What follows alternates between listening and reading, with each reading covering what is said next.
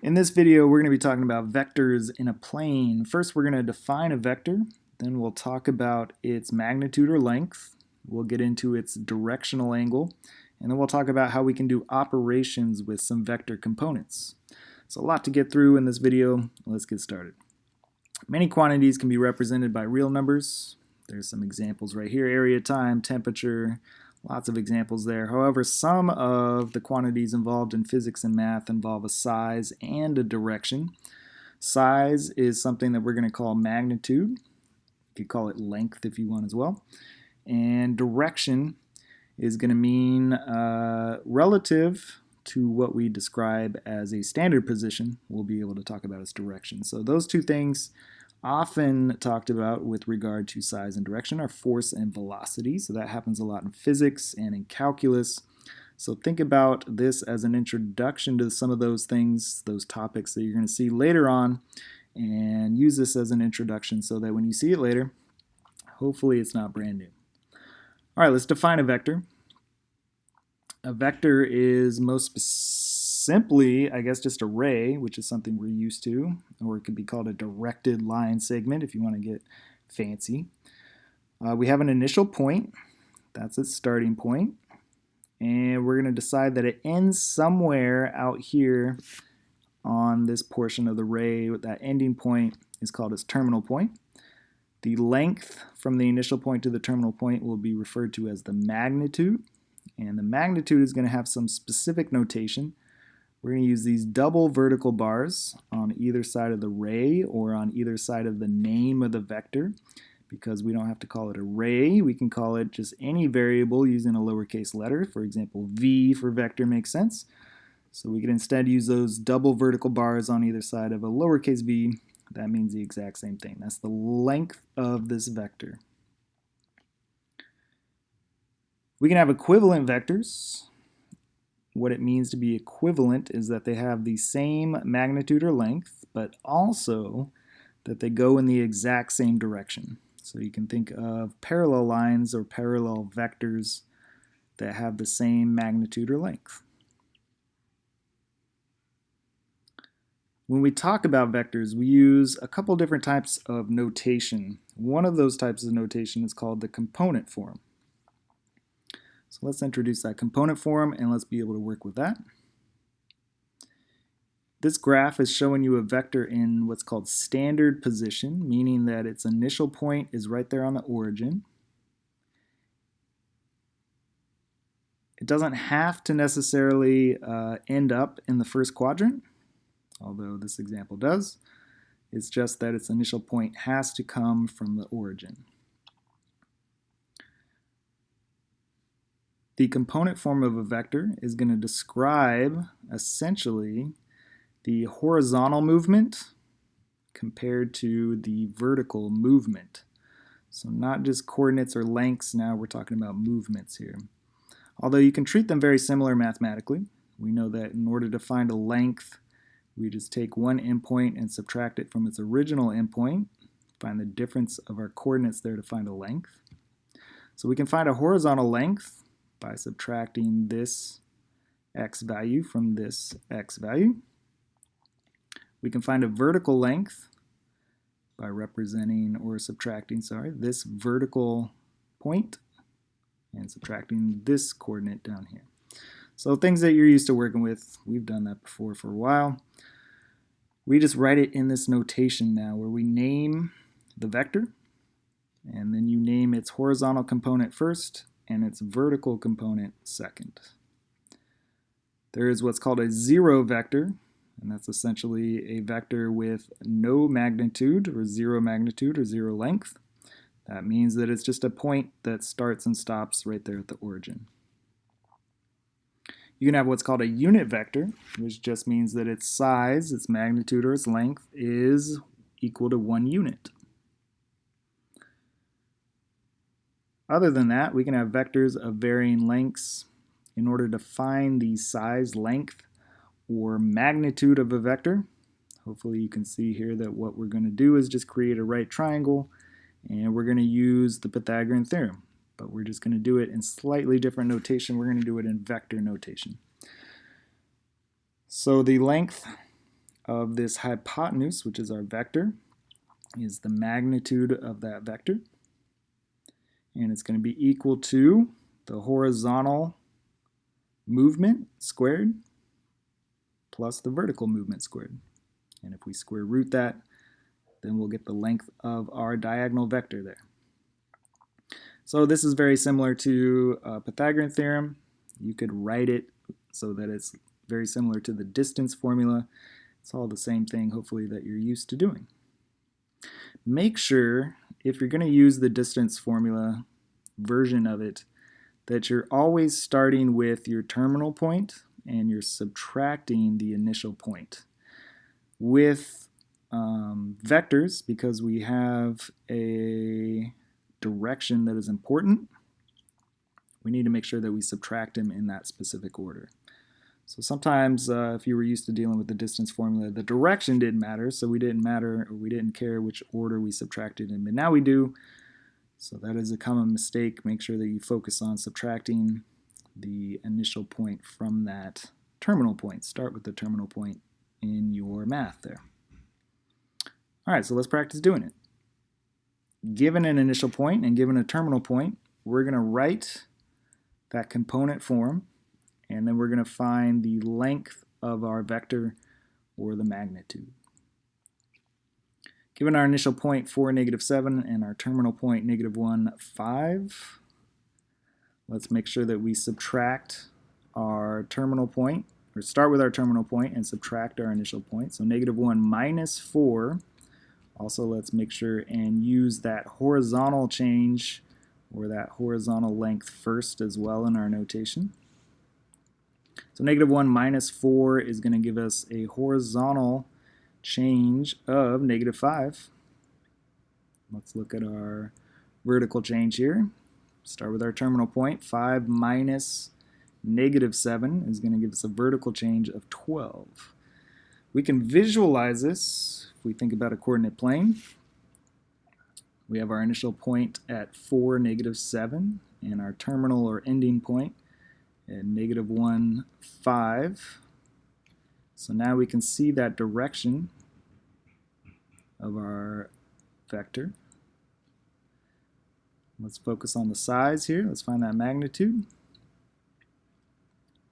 -5 squared is 25, 12 squared is 144. Adding those together, we get 169. And if we square root it, we now have the magnitude symbolized by those double vertical lines there.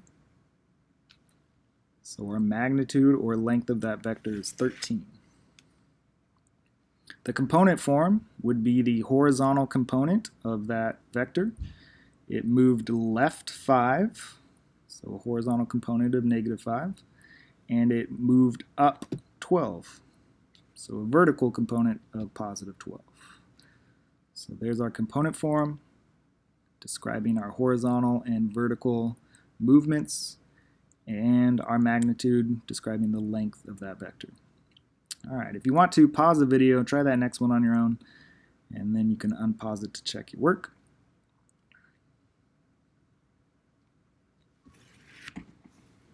Very similar problem, we're just changing our coordinates here. So the exact same steps. We're going to take our terminal point, take our horizontal coordinate, and subtract the initial point's horizontal coordinate. So -7 minus -2 is going to give us -5. That's going to be our horizontal component in our component form, left 5. Take our vertical values, or vertical points, sorry. 9 minus 3 is going to give us +6 there. So our vertical component in our vector component form is +6. We moved up 6. If we square both of those components and add them together and square root it, we'll get that magnitude or size of our vector, which is the square root of 61. You can round that, put it in its decimal form if you want, but to leave it in that radical form would be its most accurate representation. So there's how we write component form. Again, the component form is telling us our horizontal change and vertical change from initial point to terminal point on our vector. And essentially using the Pythagorean theorem, using those components, will give us the magnitude or length of that vector. All right, this time, let's talk about the direction at which our vector is going. And we've got to be specific with vectors. When we talk about the direction, we talk about this direction angle, and specifically the direction angle is going to be the angle that moves or rotates counterclockwise from the positive x-axis. So very similar to other things that we've done in our trigonometry semester so far. We're starting on the positive x-axis, and initially we're going to go in a counterclockwise direction. So that's specific to direction angles of a vector, and I'm going to show you why that makes it a little tricky sometimes in some examples here. Before that, let's continue with the definition of a direction angle. We can come up with a way to describe it and then solve for it if we just kind of think about something else that we're used to in trigonometry. X coordinates are described by using cosine functions, and y coordinates are used to describe sine functions. So if we're looking at our direction angle and a vector in that standard position, well, if our vector is starting on the origin, then the coordinates of the terminal point are actually going to be equal to the horizontal and vertical length of our vector. So the x length, or horizontal length of our vector, is going to be whatever the length of our vector is times the cosine of our angle. And our y-coordinate is going to be equal to the length of our vertical change or magnitude times the sine of our angle. And since our magnitude is going to be equivalent, if we're talking about a unit vector, then we can simply just describe it using our quotient identity that we're used to. The tangent of an angle is going to be equivalent to the sine of that angle divided by the cosine of the angle. So all we need to do is take our components in that component form and rewrite them in a tangent ratio, and we'll be able to use the inverse tangent to solve for the angle. Let's do a couple examples here. Given this component form of this vector v, our horizontal component is going to be equivalent to the cosine of the angle, and our vertical component is going to be equivalent to the sine of the angle. So writing sine over cosine, our tangent ratio of our angle is going to be 3 over 3, which we can simplify to 1. So the question is, what's that angle? Well, we can solve for the angle by using an inverse tangent function. The inverse tangent of 1 we know is 45, hopefully by now. We could draw it, and we're going to use a sketch to help us with some more difficult examples here in a few. Knowing that these are our horizontal and vertical components of our vector, we can sketch our vector. We know it's going right 3, positive 3, and up 3, again positive 3. So we can sketch that vector in the first quadrant. We know that theta, our directional angle, is going to start in that first quadrant and go counterclockwise. So in this case, our reference angle for this triangle is going to be the answer for our question. So where do we have a tangent? What angle gives us a tangent value of 1? We know that's equivalent to intervals of 45 degrees. In the next example, I'm going to show you why it gets a little trickier when we move out of that first quadrant. So here we have a vector that is got a horizontal component of positive 3, so it's moving right 3, and it's got a vertical component of negative 4, so that means it's moving down 4. So if we sketch that out on the coordinate plane, going right 3 and down 4, we are drawing a vector in the fourth quadrant. So that's going to make it a little tricky because our directional angle has got to open counterclockwise all the way around until it gets to the fourth quadrant. I'll show you why our calculator isn't going to help us out specifically right away, but we can still use it. So setting up our ratio, our tangent ratio, we have our y component divided by our x component. So to solve this, if we use inverse tangent of negative 4 over 3, our calculator is going to tell us negative 53 point something. That's in degrees, and what that's telling you is it's telling you the reference angle for this triangle in the fourth quadrant. Again, your calculator knows the range of tangent. It knows that it can only give inverse tangent values, inverse tangent range, that are between pi over 2 and negative pi over 2. So it's not going to give us the answer that we need, but it's going to give us something that helps. Knowing that this negative 53-ish degrees right here is part of a full circle, well, we can just subtract that from 360 to get our directional angle for that vector. So 360 minus that 53 degrees, or if you combine 360 and negative 53, then you get your directional angle there, approximately 306.8 degrees. If you think you got the hang of it, you can go ahead and pause and do the next couple examples. Otherwise, if you need some more guidance, let's do another one. We're given the vector A with its horizontal and vertical components. So let's divide the vertical by the horizontal component. Set up our tangent ratio.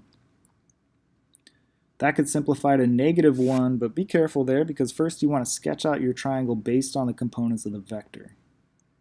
And you certainly don't want to simplify this ratio to say -6 over +6 because that would also change the direction of your vector, and we don't want to do that. Keep that component form in your head when you draw your vector.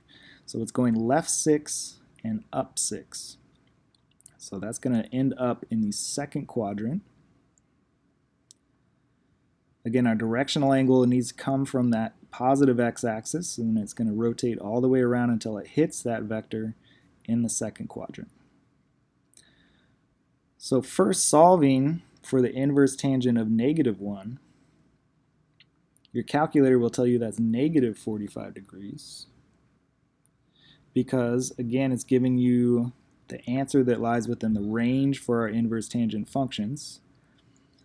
That -45 degrees is actually vertical from our reference angle for the triangle in the second quadrant.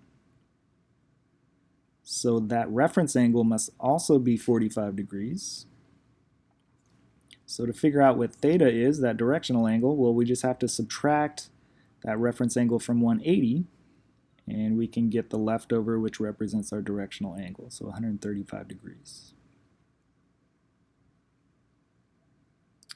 All right, and in our last example here, we got our vector B.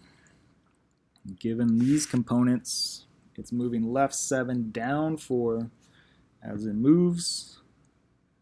That's going to end up in the third quadrant.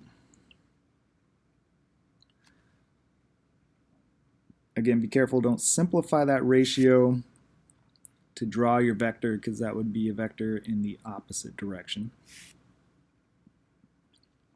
Keep it going left and down. However, you can simplify that ratio to evaluate it as long as you know what your calculator is telling you.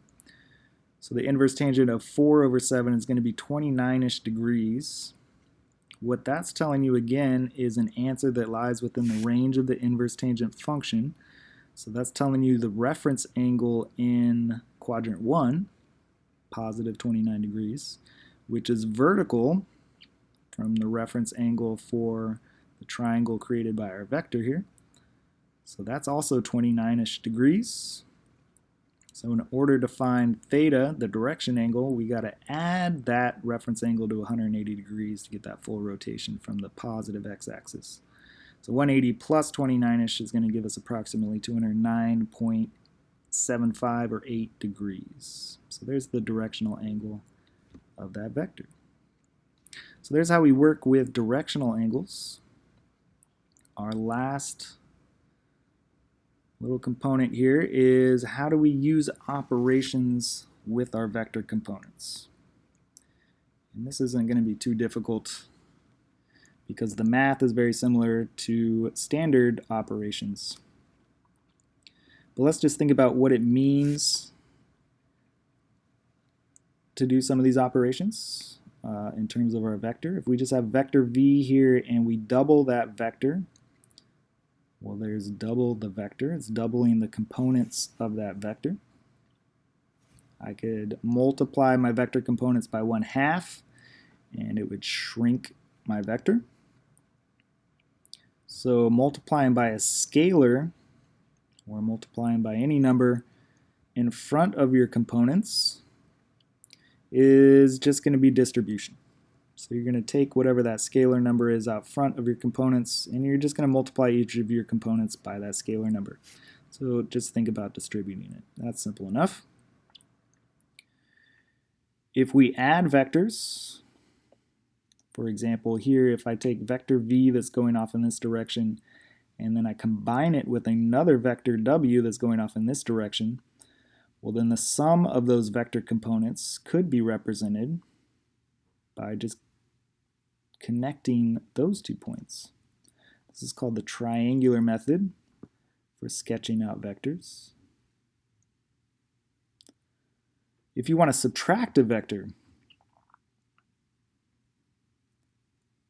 well, what we can think about when we subtract anything is that we're adding the opposite.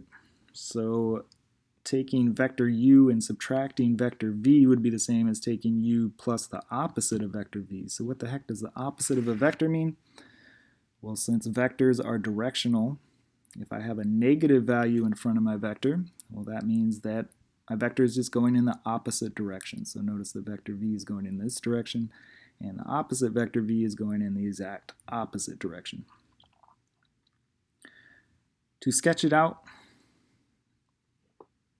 what you can do is you can take one vector, vector v, and combine it with the initial side of another vector that you're trying to subtract.